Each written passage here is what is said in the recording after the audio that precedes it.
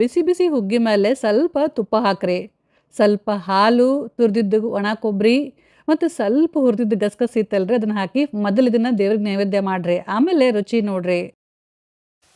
ಬರೀ ಹಬ್ಬಕ್ಕೆ ಮತ್ತು ದೇವ್ರ ನೈವೇದ್ಯಕ್ಕೆ ಅಷ್ಟೇ ಅಲ್ದ ಮನೆಗೆ ಯಾರೇ ಗೆಸ್ಟ್ ಬರ್ತಾರ ಅಂತಂದಾಗ, ಇಲ್ಲ ಅಂತಂದ್ರೆ ನಿಮ್ಮ ಮನೆಗೆ ಏನ್ರ ಸಣ್ಣ ಪುಟ್ಟ ಫಂಕ್ಷನ್ ಇದ್ದಾಗ ಒಂದ್ಸಲ ಈ ಹಾಲುಗ್ಗಿನ ಮಾಡಿ ನೋಡ್ರಿ. ಆಮೇಲೆ ಈ ಹಾಲುಗ್ಗೆ ವಿಶೇಷತೆ ಏನಪ್ಪಾ ಅಂತಂದ್ರ, ಹಬ್ಬ ಮತ್ತು ಪೂಜೆ ಮನೆಗೆ ಯಾರು ಗೆಸ್ಟ್ ಬರ್ತಾರ ಅಂತಂದಾಗ ಒಂದಿನ ಮೊದ್ಲ ನೀವು ಇದನ್ನ ಮಾಡಿಟ್ಕೋಬಹುದು. ಇದನ್ನ ನಾವು ಎಷ್ಟು ಕುದಿಸ್ತೀವಿ ನೋಡ್ರಿ ಅಷ್ಟು ರುಚಿ ಆಗ್ತೈತಿ. ಈಗ ಮೊದಲ ಹಾಲುಗ್ಗಿ ಮಾಡಾಕ ಏನೆಲ್ಲ ಸಾಮಗ್ರಿ ಬೇಕಂತ ಹೇಳಿ ನೋಡೋಣ ಬರ್ರಿ. ನಾನೆಲ್ಲ ಇಲ್ಲಿ ರೆಡಿ ಮಾಡಿ ಇಟ್ಕೊಂಡಿನಿ. ಮೊದಲ ನಾ ಇಲ್ಲೇ ಗೋಧಿ ತಗೊಂಡೇನ್ರಿ, ಇದು ಜವಗೋಧಿ. ನೀವು ಬೇಕಂದ್ರೆ ನಾರ್ಮಲ್ ಗೋಧಿನೂ ಯೂಸ್ ಮಾಡ್ಬೋದು. ಇದಕ್ಕ ಹುಗ್ಗಿ ಅಕ್ಕಿ ಅಂತ ಕರೀತಾರ. ಇದು ಸಾಮಾನ್ಯವಾಗಿ ಎಲ್ಲ ಕಡೆ ಸಿಗುತ್ತೆ. ಉತ್ತರ ಕರ್ನಾಟಕದಾಗ ಎಲ್ಲ ಕಿರಾಣಿ ಅಂಗಡಿ ಒಳಗೆ ಸಿಗುತ್ತೆ. ಸಿಗ್ಲಿಲ್ಲ ಅಂತಂದ್ರೆ ಇದನ್ನ ಹೆಂಗ್ ಮಾಡೋದು ಅಂತೇಳಿ ಆಲ್ರೆಡಿ ನಾ ವಿಡಿಯೋ ಶೇರ್ ಮಾಡೀನಿ. ಲಿಂಕ್ ಡಿಸ್ಕ್ರಿಪ್ಷನ್ ಬಾಕ್ಸ್ನಾಗ ಐತಿ, ಚೆಕ್ ಮಾಡ್ರಿ. ಒಂದು ಅರ್ಧ ಟೀ ಸ್ಪೂನ್ ಅಷ್ಟು ಜಾಯಿಕಾಯಿ ಪುಡಿ ಬೇಕು. ಇದ್ರ ಬದ್ಲಿ ನೀವು ಬೇಕಂದ್ರೆ ಏಲಕ್ಕಿನೂ ಹಾಕೋಬಹುದು. ಆಮೇಲೆ ಸ್ವಲ್ಪ ಶುಂಠಿ ಪುಡಿ, ಒಣ ಶುಂಠಿ ಪುಡಿ ಇದು. ಮತ್ತು 1 ಟೀ ಸ್ಪೂನ್ ಅಷ್ಟು ಗಸಗಸಿ, ಸ್ವಲ್ಪ ಒಂದು 2 ಟೀ ಸ್ಪೂನ್ ಅಷ್ಟು ತುಪ್ಪ, ಸ್ವಲ್ಪ ನಾನು ಕಪ್ಪು ದ್ರಾಕ್ಷಿ ತಗೊಂಡಿನಿ. ಆಮೇಲೆ ಸ್ವಲ್ಪ ಕೆಂಪು ದ್ರಾಕ್ಷಿನೂ ಹಾಕಕತ್ತೀನಿ ರೀ. ನೀವು 2ರಾಗ 1 ಹಾಕ್ಬೋದು ಅಥವಾ 2 ಹಾಕಿದ್ರು ನಡೀತೈತಿ. ಕಟ್ ಮಾಡಿದ್ದು ಬಾದಾಮ್ ಮತ್ತು ಕಟ್ ಮಾಡಿದ್ದು ಗೋಡಂಬಿ, ಆಮೇಲೆ ಒಂದು 2 ಟೇಬಲ್ ಸ್ಪೂನ್ ಅಷ್ಟು ತುರಿದಿದ್ದು ಒಣ ಕೊಬ್ಬರಿ ತಗೊಂಡಿನ್ರಿ.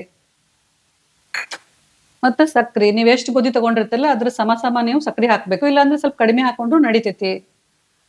ಆಮೇಲೆ ಹಾಲುಗ್ಗಿ ಅಂತಂದ್ರೆ ಹಾಲು ಬೇಕಾಗುತ್ತೆ. ಒಂದು 3 ಕಪ್ ಅಷ್ಟು ಹಾಲು ಬೇಕು. ಇದು ಕಾಯಿ ಸಾರಿಸಿದ ಹಾಲು. ನಮಸ್ತೆ ಫ್ರೆಂಡ್ಸ್, ನಾನು ಗೀತಾ. ಪಾಕಶೃಂಗಾರದ ಅಡಿಗೆ ಮನೆಗೆ ನಿಮ್ಮೆಲ್ಲರಿಗೂ ಪ್ರೀತಿಯ ಸ್ವಾಗತ.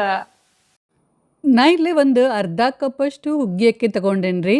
ಇದು ಜವೆ ಗೋಧಿ ಅಥವಾ ಸದಕದ ಗೋಧಿ ಅಂತ ಕರೀತಾರ. ನೀವು ರೆಗ್ಯುಲರ್ ಗೋಧಿಲೇನು ಹುಗ್ಗಿ ಮಾಡ್ಕೋಬೋದು. ಒಂದು 2-3 ಸಲ ಇದನ್ನು ಸ್ವಚ್ಛಂಗೆ ತೊಳೆದು ನೆನೆಸಿಟ್ಟಿದ್ದಾರೆ. ಈಗ ನೋಡ್ರಿ ಗೋಧಿ ಎಷ್ಟು ಚಂದ ನೆಂದಾವು.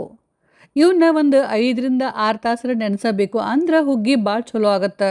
ಹುಗ್ಗಿ ಅಕ್ಕಿ ಇಲ್ಲಪ್ಪ ನಿಮ್ಗೆ ಸಿಗಲಿಲ್ಲ ಅಂತಂದ್ರೆ ಗೋಧಿ ನುಚ್ಚು, ಬ್ರೋಕನ್ ವೀಟ್ ಅಂತ ಹೇಳಿ ಮೋರ್ ಮತ್ತು ಬಿಗ್ ಬಜಾರ್ನಾಗ ಸಿಗ್ತೈತ್ರಿ. ಕೆಲವೊಂದು ಅಂಗಡಿ ಒಳಗೂ ಸಿಗ್ತೈತಿ.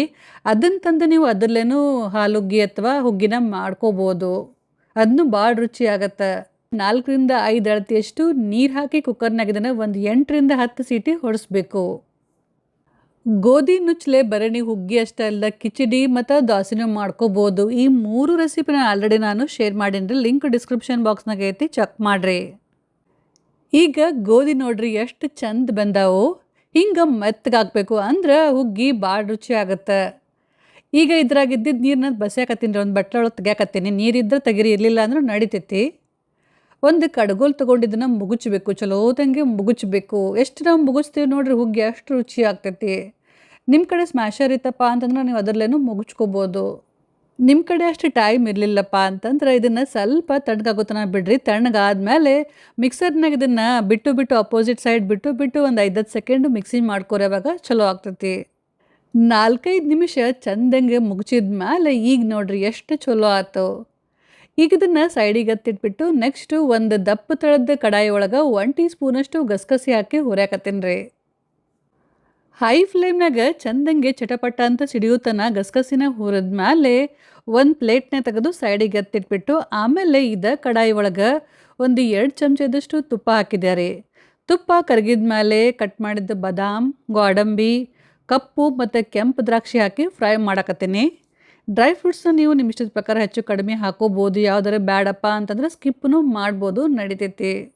ಹಿಂಗೆ ಡ್ರೈ ಫ್ರೂಟ್ಸ್ನ ಸ್ವಲ್ಪ ಕೆಂಪಾಗೋದನ್ನ ಚಲೋತಂಗೆ ಫ್ರೈ ಮಾಡಿ ಇವನ್ನ ಒಂದು ಪ್ಲೇಟ್ನ ತೆಗೆದು ಸೈಡಿಗೆ ಎತ್ತಿಡಕತ್ತೀನಿ ರೀ.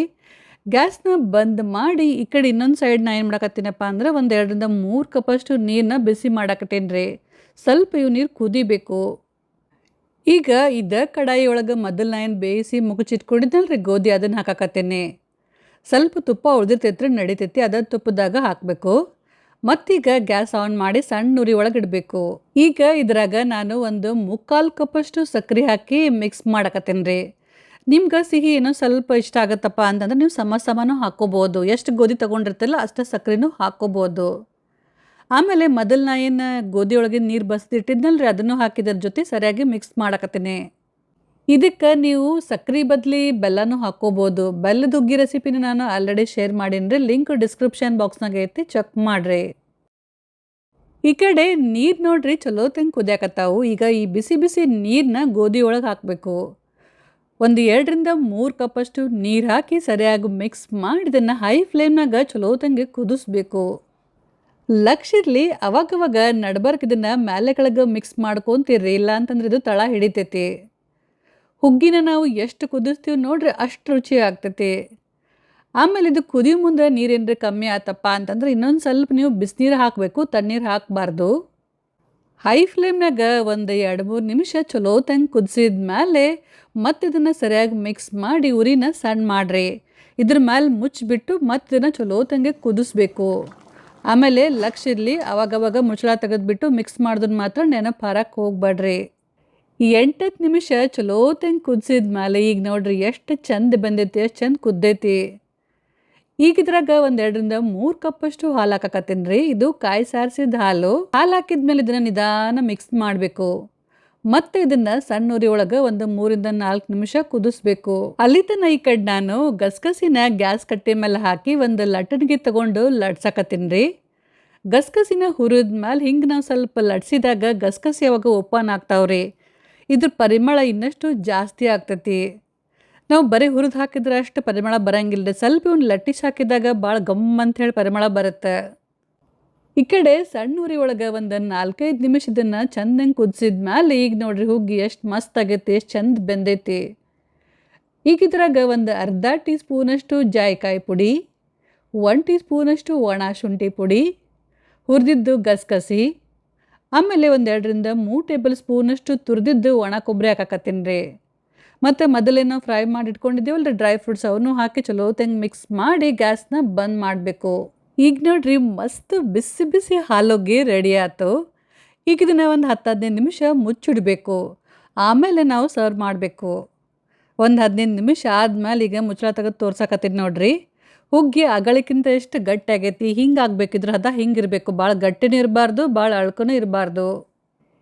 ಈಗ ಬಿಸಿ ಬಿಸಿ ಹುಗ್ಗಿ ಮೇಲೆ ಸ್ವಲ್ಪ ತುಪ್ಪ ಹಾಕ್ರಿ, ಸ್ವಲ್ಪ ಹಾಲು, ತುರಿದಿದ್ದು ಒಣ ಕೊಬ್ಬರಿ ಮತ್ತು ಸ್ವಲ್ಪ ಹುರಿದಿದ್ದು ಗಸಗಸಿ ಇತ್ತಲ್ರಿ ಅದನ್ನು ಹಾಕಿ ಮೊದಲು ಇದನ್ನು ದೇವ್ರಿಗೆ ನೈವೇದ್ಯ ಮಾಡಿರಿ, ಆಮೇಲೆ ರುಚಿ ನೋಡ್ರಿ. ಸೊ ಫ್ರೆಂಡ್ಸ್, ಇವತ್ತಿನ ವಿಡಿಯೋ ನಿಮ್ಗೆ ಏನ್ರಿ ಚಲೋ ಅನ್ಸಿತಪ್ಪ ಅಂತಂದ್ರೆ ವಿಡಿಯೋಕ್ಕೊಂದು ಲೈಕ್ ಕೊಡ್ರಿ, ಹಂಗೆ ಕಮೆಂಟ್ ಮಾಡೋದನ್ನು ಮಾತ್ರ ನೆನಪು ಹಾರಕ್ಕೆ ಹೋಗ್ಬೇಡ್ರಿ. Thank you.